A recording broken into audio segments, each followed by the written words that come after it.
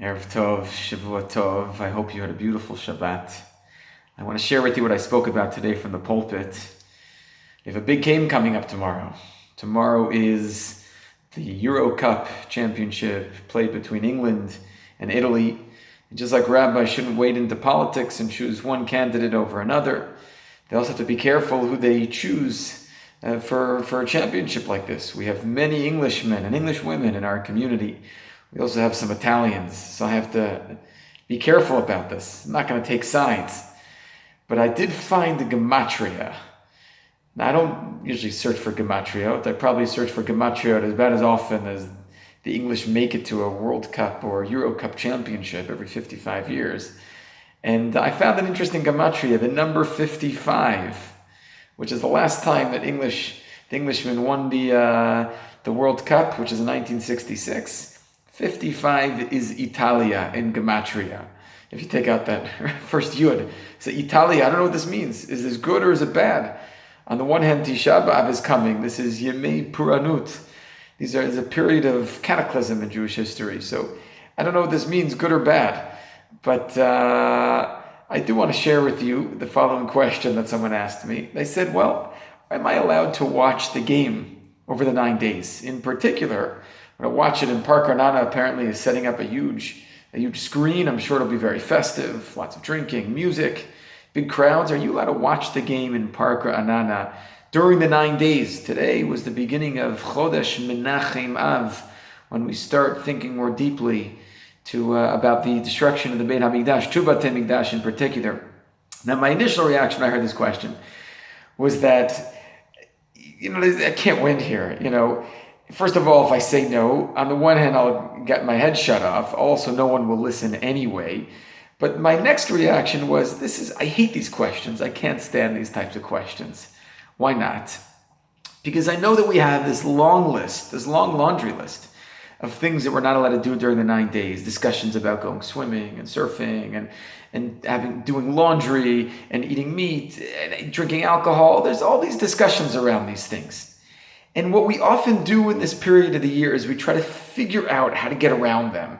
How could I avoid this? How could I not have to deal with that halachic issue? And that's not what these laws are about.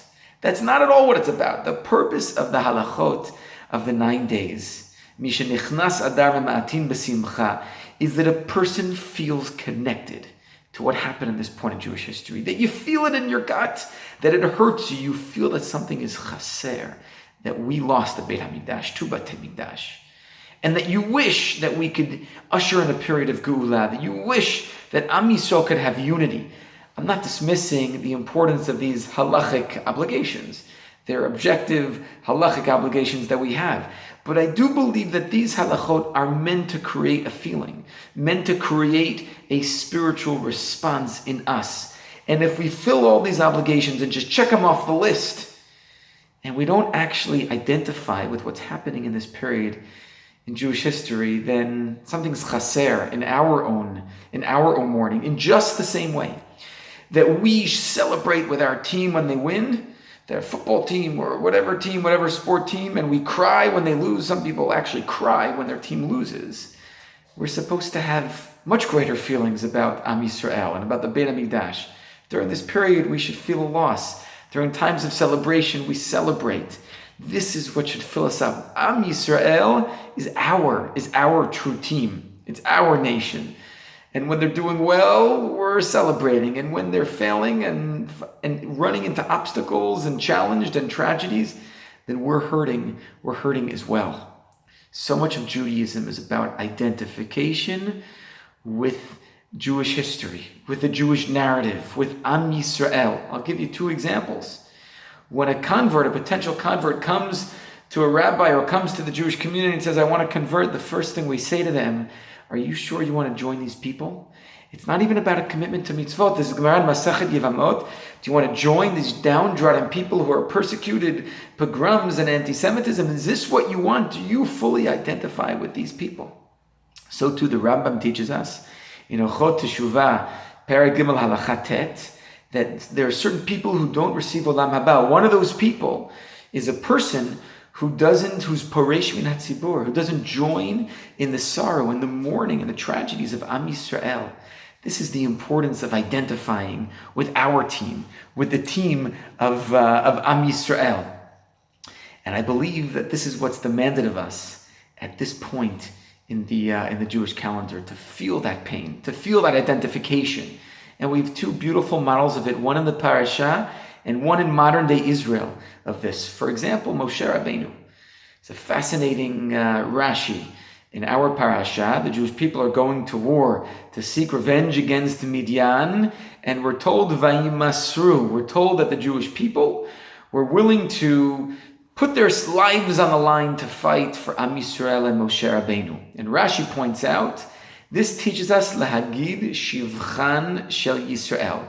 This teaches us about the amazing qualities of our leaders. How does Am Yisrael's commitment to go to war to Midian teach us about the praiseworthiness of our leaders, in particular, in this case, Moshe Rabbeinu? The explanation is as follows. According to Rashi, he points out that in the beginning, when Moshe Rabbeinu started to become the leader of the people, they hated him. They couldn't stand him.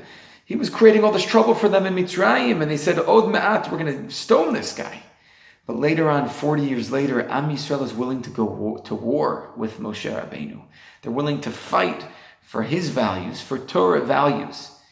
Now, what's the meaning of this, Rashi? The point is that the beauty of our leaders is drawn out from the story because Moshe Rabbeinu didn't give up on the people. Moshe Rabbeinu stuck with Am Yisrael, even though they wanted to stone him in the beginning of his leadership, and he sticks with them for 40 years through the Midbar. That's identification. That's what it means to fully connect with Am Yisrael. Another modern example today, this week in fact, Ruby Rivlin, who's been our president for the last 7 years, he stepped down, passed on the torch to Bougie, to Yitzchak Herzog, and he had such a beautiful speech. He told that now President Herzog, he said, you're going to enter into this new role, and you're going to see how beautiful of a role it is to love Am Yisrael, to see all the beautiful members of our country. He says you're going to love them, you're going to laugh with them, you're going to sing with them, you're going to dance, and you're going to cry with them. And we have such a beautiful country, so many amazing, amazing people and families and individuals. This is what Ruby Rivlin had to say about Am Yisrael after serving as our president for 7 years. And he is a person I have tremendous respect for, because his life is so connected to Am Yisrael's story, to Medinat Yisrael. He fully identifies.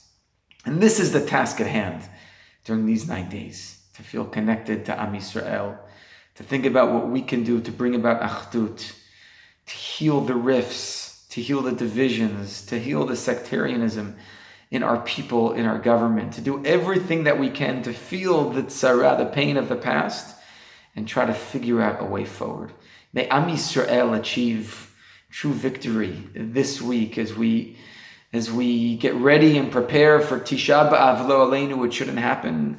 We should build the Beit HaMikdash, B'mirav Yameinu, Amen, and Be'ezrat Hashem.